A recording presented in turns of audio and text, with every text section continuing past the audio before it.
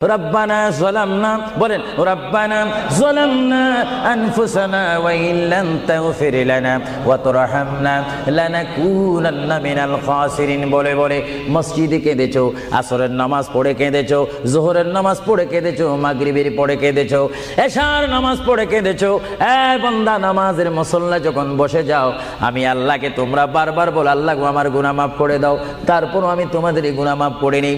তারপরও তোমরা নিশি রাত্রে মানুষ যখন ঘুমে যায়, তোমার বিবি যখন ঘুম যায়, তোমার ছেলে যখন ঘুম যায়, তুমি নিশি রাত্রে ঠান্ডা পানি দিয়ে ওযু বানিয়ে নামাজের মুসল্লায় বসে তুমি আবার যখন ডাক দাও, রব্বুল আলামিন, পৃথিবীর কোনো মানুষ আমার গুনাহ সম্পর্কে জানে না, তুমি আমার গুনাহ সম্পর্কে জানো।